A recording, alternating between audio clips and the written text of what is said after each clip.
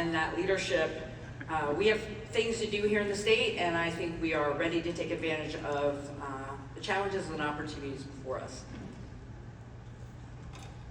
I believe that charting Oregon's future prosperity and helping every Oregonian have economic opportunity is truly a team sport.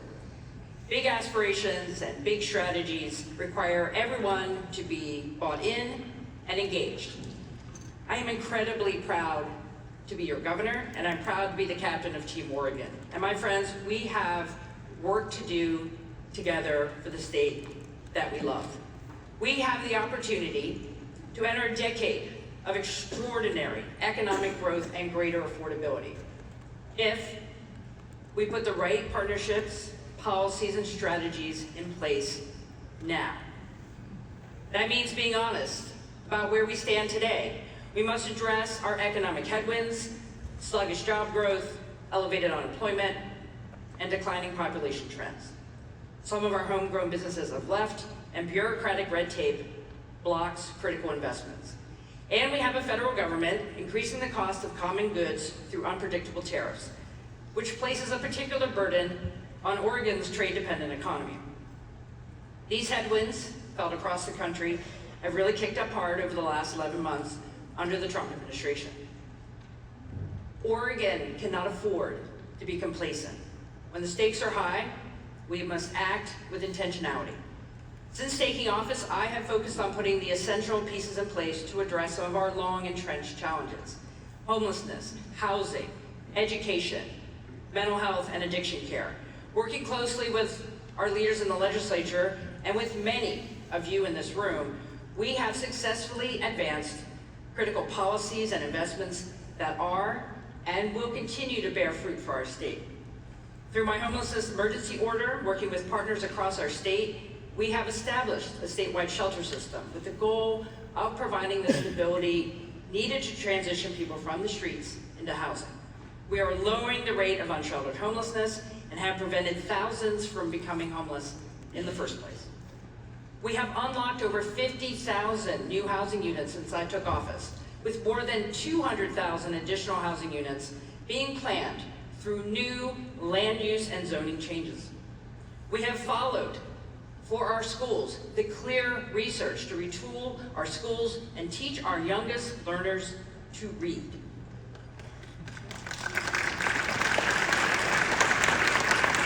I feel like this is the education group over here.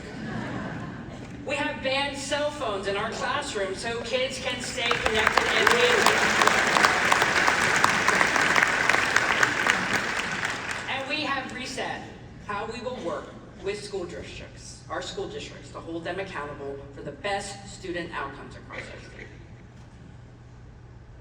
We have increased the number of mental health and addiction treatment beds with an additional 300 beds available today. That's actually 308, if I read my notes closely, and 683 more beds by 2027.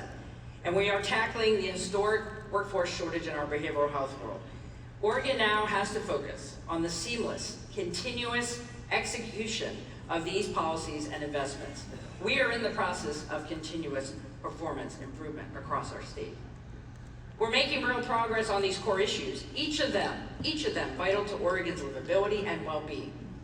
And because of that, we have laid the foundation that we need to have to respond to today's economic headwinds.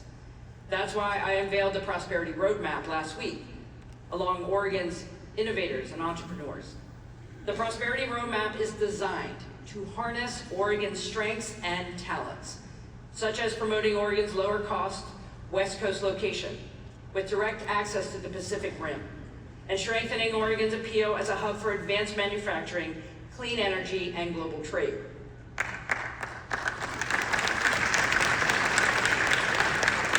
Our exceptional quality of life, clean air, abundant fresh water, and a stunning natural environment makes Oregon not only a smart place to do business, but a desirable place to live, work, and raise a family.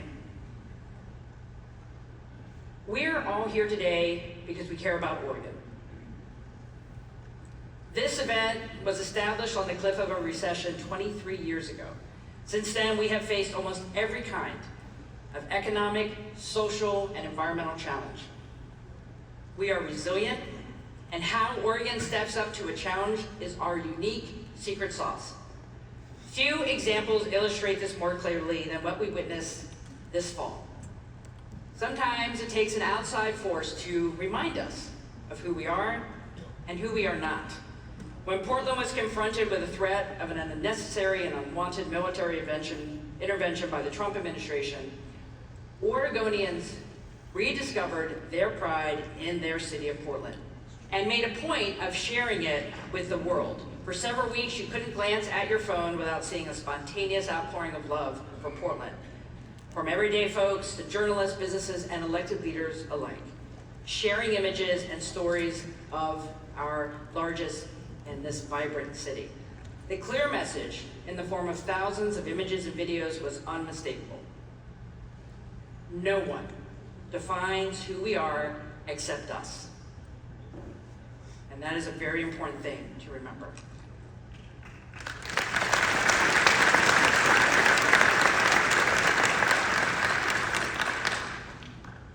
So I want to take a moment, and this isn't my strong suit sometimes, but we have to celebrate when there is success and accomplishment. So I want to go through a couple to remind all of us that despite the headwinds, there are things that are building towards the future. I want to talk about a combined $4 billion investment in our sports franchises, including the Thorns and the Trailblazers. I can't wait for opening night for the Portland Fire. Sport is in Oregon's DNA, and I'm very bullish about the future of sport in Oregon. We need to modernize the Moda Center and get ourselves an MLB team. Am I right?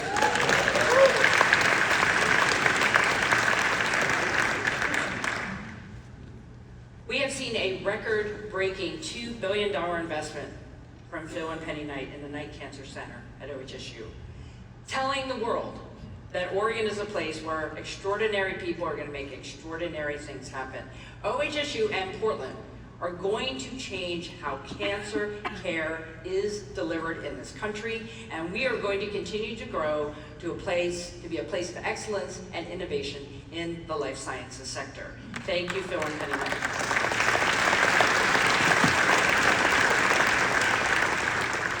We should be celebrating other transformative opportunities that Phil and Penny Knight have made possible. Let's talk about the 1803 Fund, committed to restoring and redeveloping historically black areas of Portland. They have purchased $70 million worth of real estate in inner North Portland. And as Mayor Wilson has said, this investment is about revitalizing the soul of our city. Congratulations, 1803 Fund, for that investment.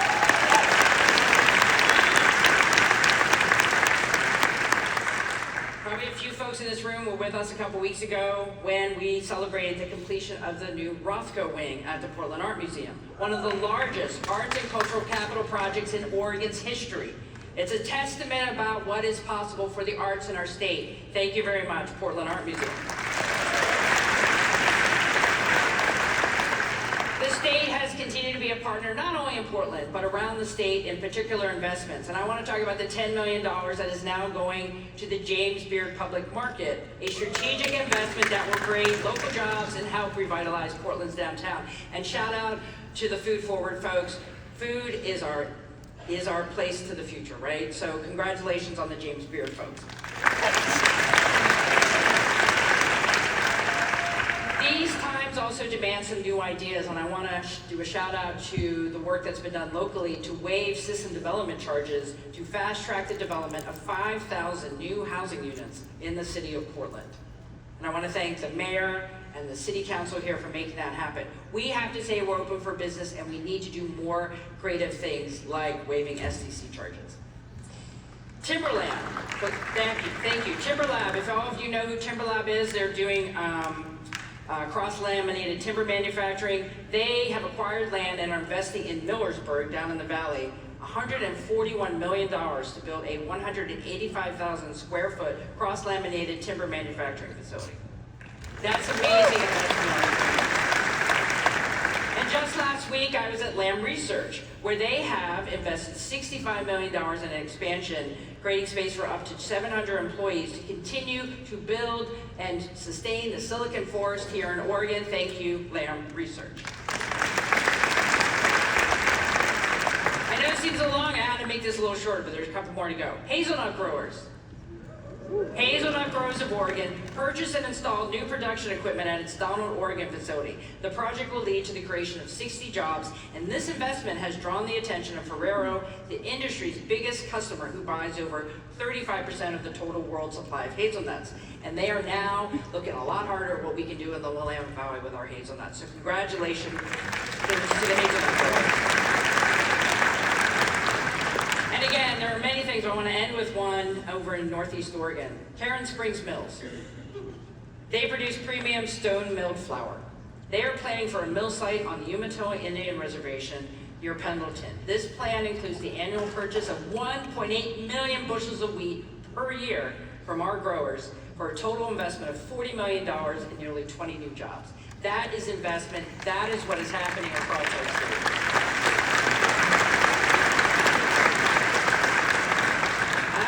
I'm not trying to leave anybody out. There's just the list is long.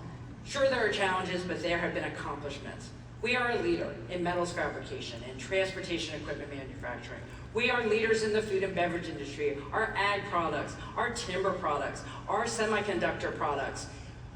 What we do here is the envy of other states, and we need to tell that story and continue to promote our state. When I was on the recent trade mission to South Korea and Japan, it was so gratifying to hear from our partners in Asia who really respect Oregon, want to be here, want to invest, and we're going to continue to pursue those partnerships because Oregon is open for business and we want that partnership across the Pacific.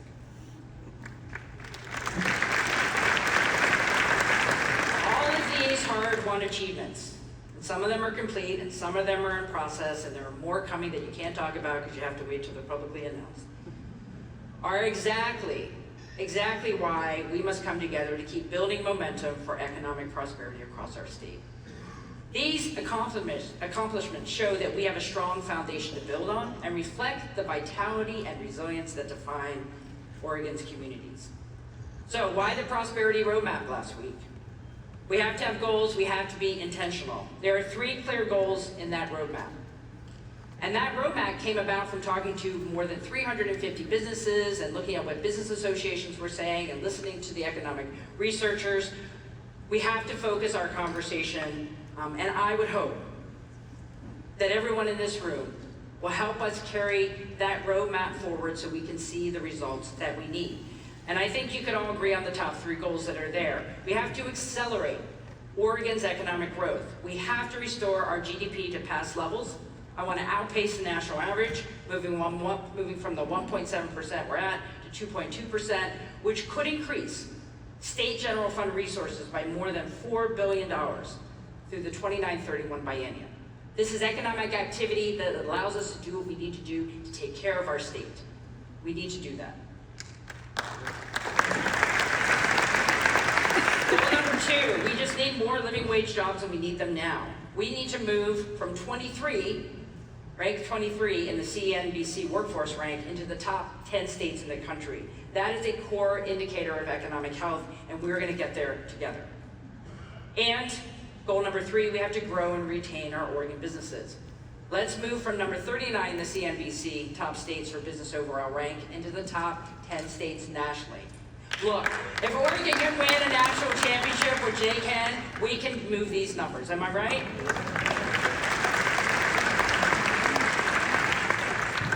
These are definitely reach goals, but frankly, I don't think we should have any other types of goals for our state. That's because I believe in what's possible, and when we build on our leadership, bring the right people together, and focus on our expertise and creativity toward a common goal, we can be successful. To support our common goals, I am going to be establishing a little extra heft and support in my office by establishing a Governor's Prosperity Council, convening business and workforce experts to support the roadmap and advise on additional recommendations. And I'd like to thank Curtis Robinhold, Executive Director of the Port of Portland, and Renee James, Founder and CEO of Ampere, for being willing to take my phone call and serve as co-chairs of the Prosperity Council.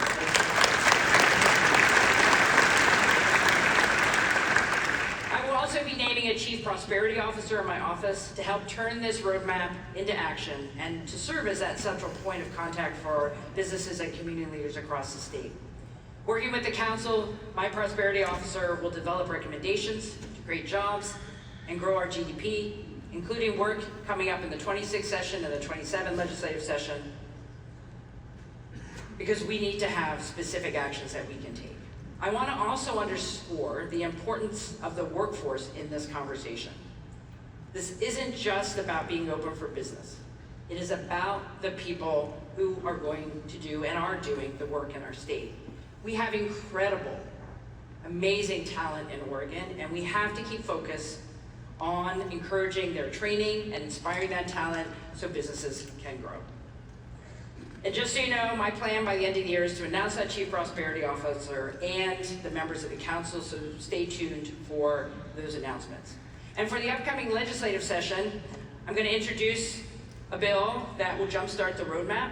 My bill will work on establishing a fast-track program of streamlined permitting for our large projects that can create jobs and grow our economy. This program includes a requirement of our state agencies to review and inventory all their permit processes and accelerate how those processes are currently operating.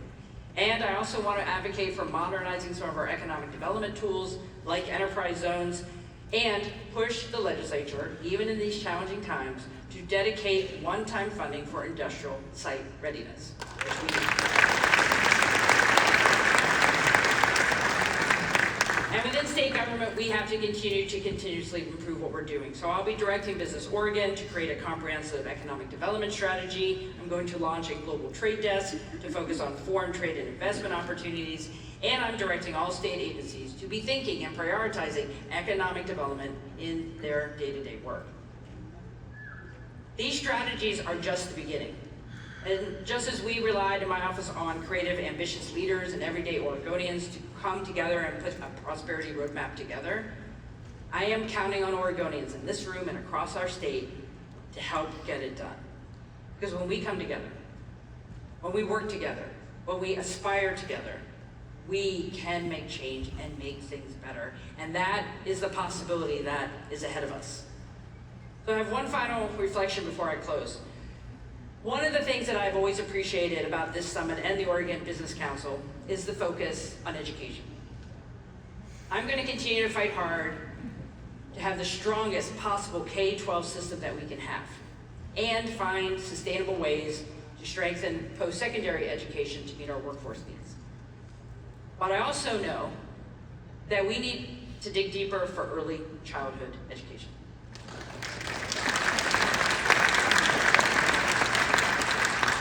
And I am planting a flag here today to ask all of you to join me in advancing a new statewide conversation about pre-K learning and access to affordable childcare.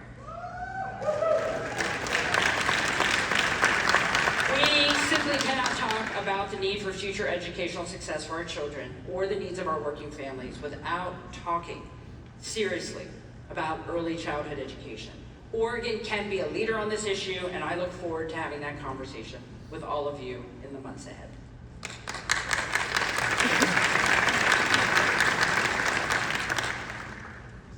Like I said, you're all here because you love Oregon, and the networking is really great, but you love Oregon, which is why you're here. Each of us has a role to play to create an Oregon that we want and that we deserve. As your governor, my promise to you and to every Oregonian is that I will stay at the table until we forge a way forward. My approach has always been to find a path to yes. You know, saying no is easy. Sitting on the sidelines and offering commentary is easy. Anyone can second guess from the bleachers. But our state deserves more than that. So I'm on the field running hard for Team Oregon, and I am asking all of you to join me so we can build that future together. Thank you very much for being here today, and thank you for your attention.